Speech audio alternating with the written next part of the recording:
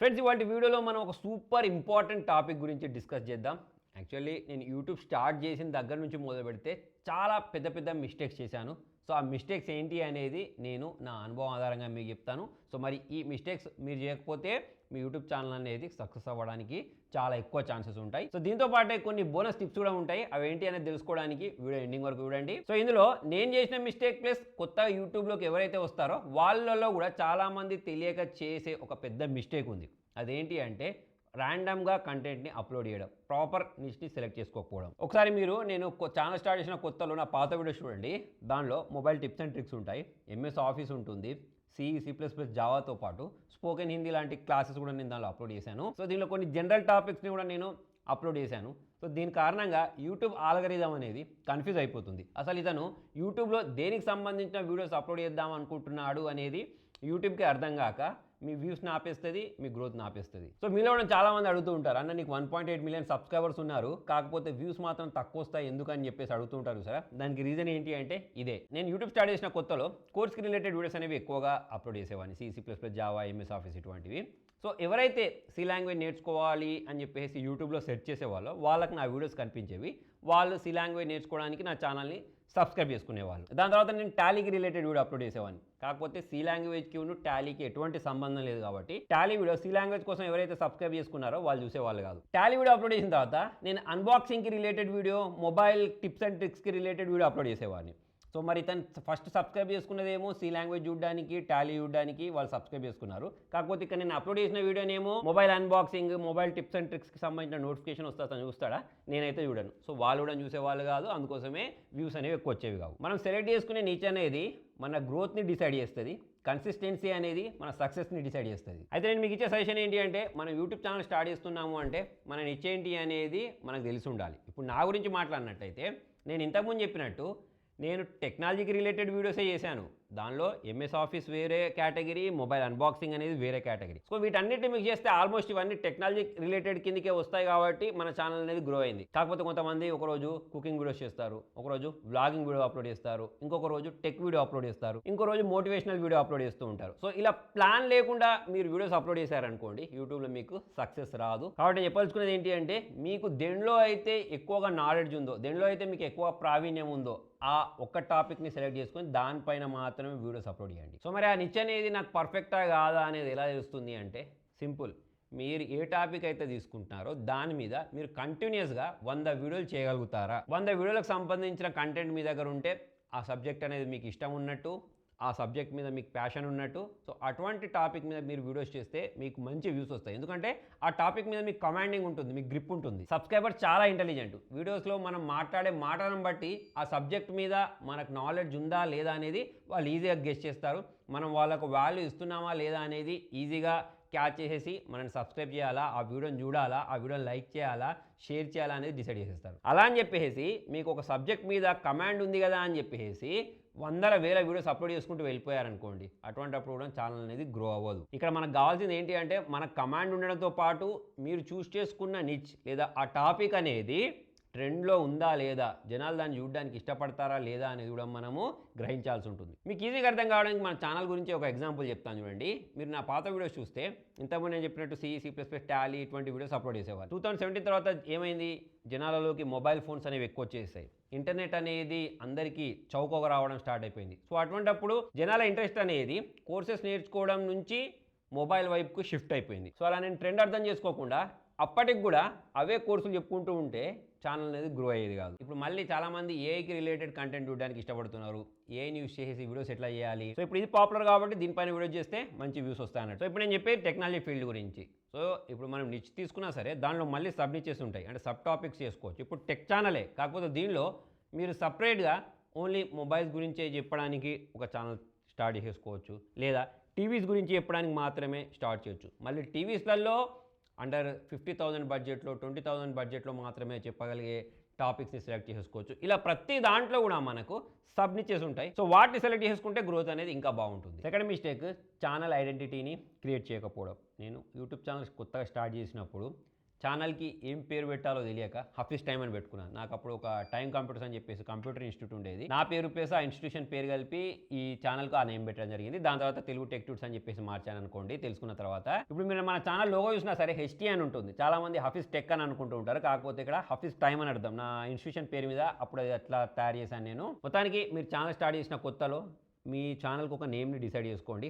ఆ నేమ్ కూడా చాలా షార్ట్గా ఉండాలి, గుర్తుపెట్టుకోవడానికి ఈజీగా ఉండేది సెలెక్ట్ చేయండి. ప్లస్ మన ఆ నేమ్ని చూస్తే మన ఛానల్ దేనికి సంబంధించిన ఛానల్ అనేది ఈజీగా ఎదుటి వాళ్ళకి అర్థం కావాలి. ఇప్పుడు మన ఛానల్ చూసుకున్నట్టయితే తెలుగు టెక్ ట్యూట్స్ అని పెట్టాను కదా, అలా కాకుండా మీరు XYZ Telugu tech tuts 1 2 3 so ఇటువంటివి మిక్సింగ్ చేసి కన్ఫ్యూజింగ్ ఉండే నేమ్స్ని అయితే క్రియేట్ చేసుకోకండి, జనాలకు గుర్తుండదు. నెక్స్ట్ మీ ప్రొఫైల్ ఫోటోని పెట్టుకోండి. ఒకవేళ మీ దగ్గర లోగో లేకపోయినా సరే మీది క్లియర్ ఫోటో ఉంటుంది చూసారా, దాన్ని పెట్టండి. నేను మొన్నటి వీడియోలో చెప్పినట్టు కొంచెం ఇంట్రోవర్ట్ ఉండే నేను, సో అందుకోసమే నా ఫేస్ కూడా జనాలకు కనబడద్దు అని చెప్పేసి నా ఫేస్ కూడా కనిపించినటువంటి ఒక ఫోటోని అయితే నేను ప్రొఫైల్ పిక్చర్గా చాలా కాలం పాటు అప్లోడ్ చేసి పెట్టాను. ఛానల్ స్టార్ట్ చేసిన కొత్తలో 3-4 సంవత్సరాల వరకు యూట్యూబ్ థంబ్నెల్లో నా ఫోటో కూడా పెట్టేవాడిని కాదు.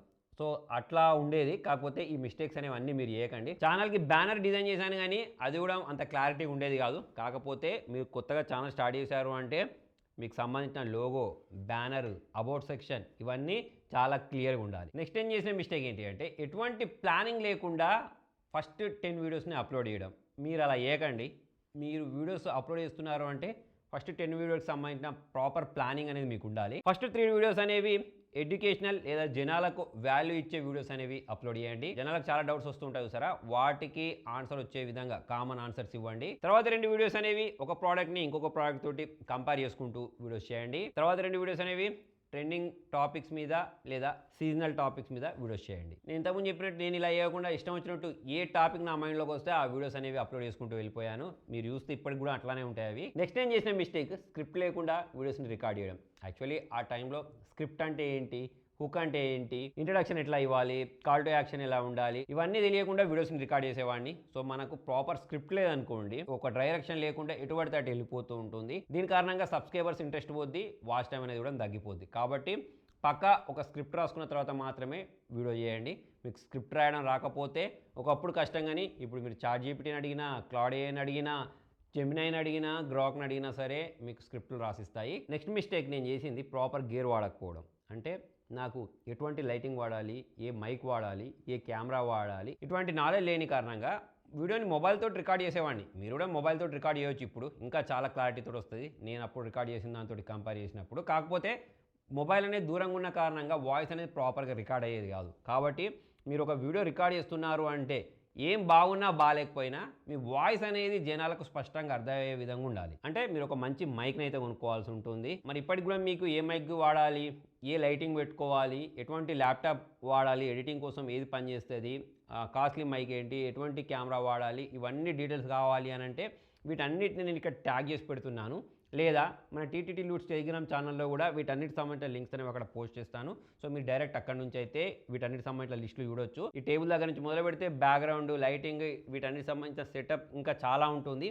దీనికి నేను ఒక డెడికేటెడ్ వీడియో చేస్తాను. మరి ఎటువంటి గేర్ వాడాలి అనే దానికి సంబంధించిన వీడియో నేను చేయడానికి కొంచెం టైం పట్టుద్ది. కాబట్టి మీరు ఒకవేళ అర్జెంట్ అనుకుంటే నేను ట్యాగ్ చేసిన ఈ మైక్స్, కెమెరాస్ అయితే మీరు కొనుక్కోవచ్చు. నెక్స్ట్ నేను చేసిన మిస్టేక్ ప్లస్ చాలామంది చేసే మిస్టేక్ ఏంటి అంటే థంబ్నెయిల్ మీద ఎక్కువ కాన్సన్ట్రేషన్ చేయకపోవడం. మీరు వీడియో అప్లోడ్ చేస్తున్నారు అని అంటే ఆ వీడియోని జనాలు చూడాలి అనుకుంటే మీ థంబ్నెయిల్ అనేది ప్రాపర్గా ఉండాలి.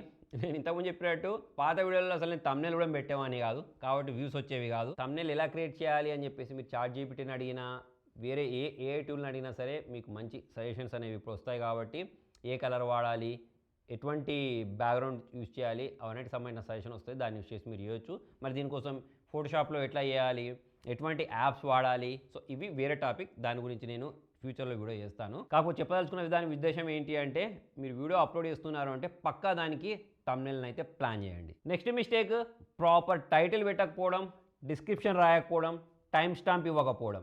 సో ఇవన్నీ నేను చేసిన మిస్టేక్స్. మీరు నా పాత వీడియోస్ చూస్తే ఈ మిస్టేక్స్ అనేవి అన్నీ మీకు క్లియర్ కట్గా కనిపిస్తాయి. మీరు ఒక వీడియో అప్లోడ్ చేస్తున్నారు అంటే పక్కా ఎటువంటి టైటిల్ పెట్టాలి అనేది రీసెర్చ్ చేయాల్సి ఉండేది అప్పట్లో. కాకపోతే ఇప్పుడు ChatGPTని అడిగినా, గ్రోక్ని అడిగినా, జెమినైని అడిగినా, క్లౌడ్ AIని అడిగినా, దేన్ని అడిగినా సరే మీకు మంచి టైటిల్, డిస్క్రిప్షన్స్ ప్రొవైడ్ చేస్తాయి.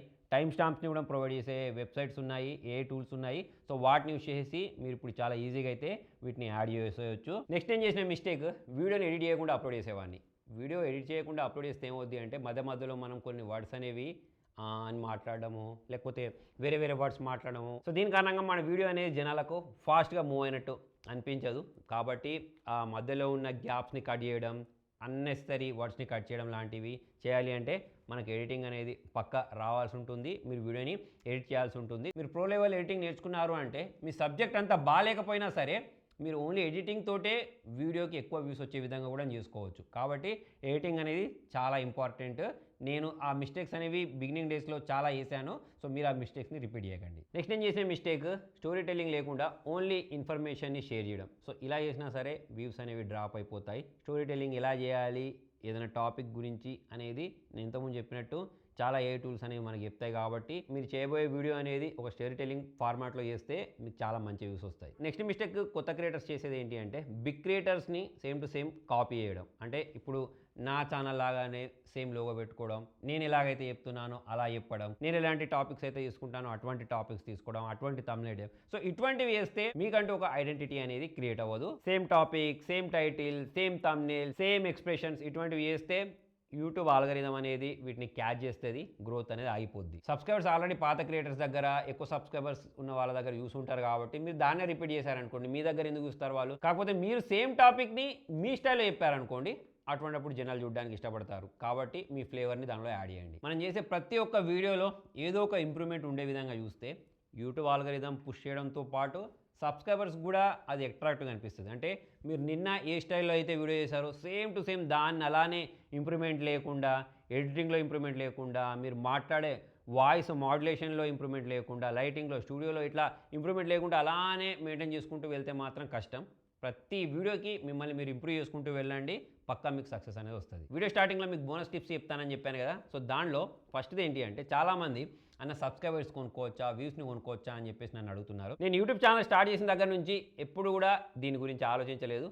ఇప్పుడు మనకి 18 lakhs సబ్స్క్రైబర్స్ కంటే ఎక్కువ మంది ఉన్నారు కదా, వీళ్ళందరూ వాళ్ళంతటా వాళ్ళే సబ్స్క్రైబ్ చేసుకున్న వాళ్ళు, వాళ్ళంతటా వాళ్ళు చూసిన వాళ్ళు. ఓకే, ఇప్పుడు మీకు మార్కెట్లో సబ్స్క్రైబర్స్ కొనుక్కోవడానికి, వ్యూస్ కొనుక్కోవడానికి చాలా ప్లాట్ఫామ్ దొరుకుతున్నాయి. కాకపోతే దానివల్ల మీకు ఎటువంటి ఉపయోగం లేదు, నయా పైసా యూజ్ రాదు మీకు. అది యూట్యూబ్ ఆల్గరిథం అనేది దీని అంతటిని ఈజీగా క్యాచ్ చేసి మీ ఛానల్ మొత్తాన్ని డౌన్లోకి తీసుకెళ్ళిపోద్ది. సరే, మీరు ఒక వీడియోకి వ్యూస్ తెప్పించుకుంటారు కావచ్చు, సబ్స్క్రైబర్స్ కొనుక్కుంటారు కావచ్చు మీ దగ్గర డబ్బులు ఉన్నప్పుడు. దాని తర్వాత సంగతి ఏంటి, ఆ కొనుక్కున్న సబ్స్క్రైబర్స్ మీ వీడియోస్ని చూడరు, దాని కారణంగా మీకు వ్యూస్ రావు, కాబట్టి ఛానల్ అనేది డెడ్ అయిపోద్ది. కాబట్టి దీని బదులు మీరు మీ కంటెంట్ని నమ్ముకోండి, మీరు జనాలకు వాల్యూ ఇవ్వండి, ఆటోమేటిక్ మీరు గ్రో అయిపోతారు. మీరు ఇచ్చే కంటెంట్లో ఏదో ఒక వీడియో అయితే వైరల్ అవుతుంది చూసారా, ఆ వైరల్ అయిన వీడియో కారణంగా మీకు చాలామంది సబ్స్క్రైబర్స్ వస్తారు, చాలా మంచి వ్యూస్ వస్తాయి. మిమ్మల్ని ఫాలో అయ్యే వాళ్ళకు మీరు మంచి వాల్యూ అందించారు అంటే ఇక మిమ్మల్ని ఆపేటోళ్ళు ఎవరు ఉండరు. సెకండ్ బోనస్ టిప్ వచ్చేసి, మీరు ఛానల్ స్టార్ట్ చేసిన తర్వాత ఫస్ట్ 48 అవర్స్లో ప్రతి ఒక్క కామెంట్కి రిప్లై ఇవ్వడానికి ట్రై చేయండి. ఓకే, మీ ఛానల్ అనేది ఫేమస్ అయిపోయిన తర్వాత ప్రతి ఒక్క కామెంట్ చేయడం, అందరికీ రిప్లై ఇవ్వడం కుదరదు. సో అది నాతో కూడా జరుగుతూనే ఉంటుంది. ప్రతి ఒక్క కామెంట్కి మనం రిప్లై ఇవ్వాలి. కాకపోతే ఛానల్ స్టార్ట్ చేసిన కొత్తలో మాత్రం మీకు తక్కువ కామెంట్స్ వస్తాయి కాబట్టి అందరికీ రిప్లై ఇవ్వండి. నెక్స్ట్ మన యూట్యూబ్ అనాలిటిక్స్ని చూడడం మనకు రావాలి. దానిలో కనిపించే డేటా అనేదే మన ఛానల్కి డైరెక్షన్ అని చెప్పేసుకోవచ్చు. సో దీన్ని ఎలా చూడాలి అనేది నేను మీకు నెక్స్ట్ వీడియోస్లో చెప్తాను. Last but not least, 90 days కంటే ముందే మీరు మీ ఛానల్ని క్విట్ చేయకండి. 90 days మీ సర్వశక్తులు ఒడ్డి మీ ప్రయత్నాలన్నీ యూట్యూబ్లో చేయండి.